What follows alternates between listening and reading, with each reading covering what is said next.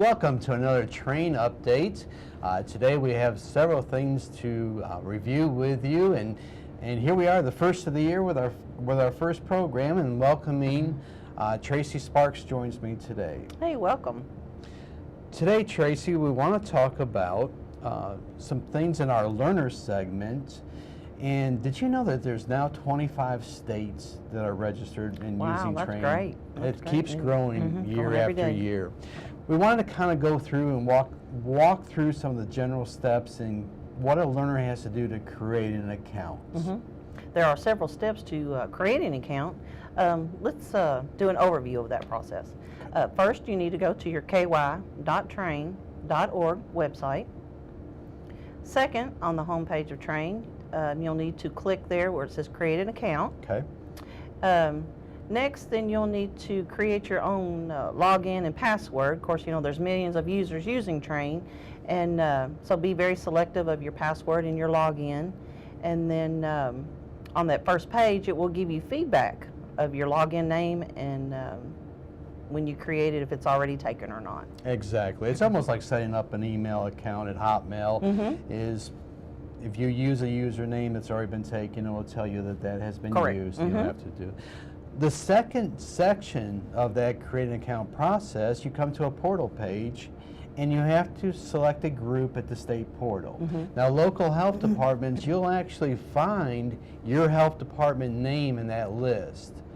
State employees will find their state division, sometimes down to the branch level, and other organizations will find general categories of their business will be found in that drop-down list. But it's a pretty exhaustive list. It grows, and we add to it occasionally. Through this process of creating these accounts, there's a couple more pages. Yes, you'll click next on each page, and then you'll see you'll need to place your professional role, and then your work settings, and then the next screen is demographics, and then the last, if you have a professional license, you will enter that in also, and then your account is created. Very good. And all that information is all your work-related information. Yes. It's not asking for your home address and home it's all information work-related. like that. Now, through all this process, you do have the opportunity to opt in or opt out. That's correct. With your work email address. That's but correct. we're encouraging them to do what? We need to opt in. If you're a learner, I think that would be the great thing to do. And a couple reasons why is one is for course management. Next, including, you can receive confirmations, and also course providers can communicate with you, if they have anything they need to talk to you before the class. Very good. Okay. In our course provider segment today, we want to talk about, we're in that season now where in particular our state employees and our local health department employees are doing a lot of annual training. And one of those trainings that they've been accustomed to using in the past is the Cultural Competency Module. Correct. And that's been completely revamped, and actually there's now 2 modules that replaced the one that they were using. The first one is the Impact on Health Equity online module. And the second one's a little bit longer title. It's the National Standards for Culturally and Linguistically Appropriate Services in Healthcare online module. Where can they find these? You can find these under the My Links under the dashboard on the home page of Train. They're listed right there. And that first module that you've been using for a number of years, the Kentucky DPH Cultural Competency Module, is no more active or no more available. Right.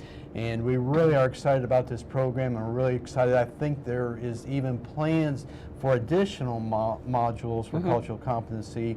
So we're beginning to have, looks like a series of cultural competency modules. And so it's something we've been wanting to do for a long time. As far as a course provider, there's some advantages of becoming a course provider in Train and managing your courses. Let's talk a little bit about that role. Okay, as a course provider, you can effectively market your courses on Train to hundreds and thousands of Train users. You can enter in your course information only once. You don't have to keep retyping that information in, so it's automatically available to you at all times. It's really helpful for the electronic registration process or online registration process, and to manage those course rosters. Through your marketing efforts, you can monitor your registration online. And of course, if you're having a classroom course, you can print those rosters out Correct. and use them as sign-in sheets. The other thing that's a real advantage in putting your courses and curriculum on Train, of course, you get feedback from your learners, and you're getting that through evaluations, you're getting that through a review process. It's kind of like an Amazon.com process where you can give a course ratings and leave comments, and that's really important for your planning of your next training course. Well, David, you can also post course material online.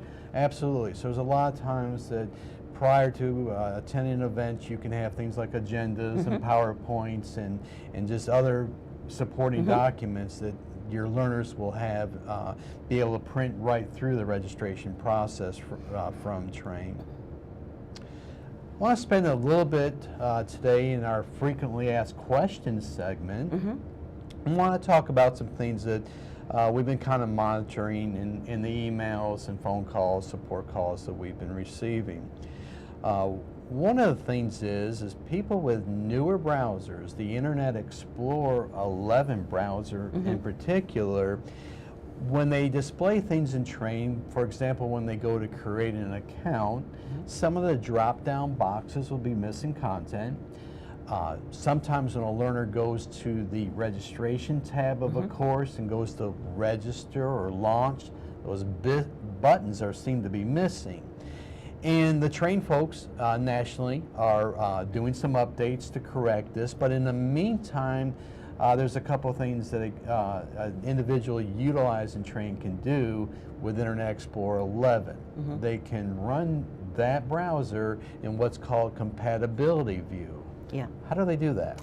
You can open your Internet Explorer, you can tap or click on Tools, and then you'll need to tap or click on the Compatibility View settings, and then just follow the screen prompts as they come up. Absolutely. It's very simple to do, and actually you might find this in other websites that you're utilizing personally or through your businesses. The Compatibility View will correct pages that kind of display a little bit funny, and again, we expect Train to resolve this over the next couple of weeks. We appreciate your feedback from this program. We appreciate you liking us on our Facebook page and following us on Twitter. And we welcome your feedback. You can reach us through email.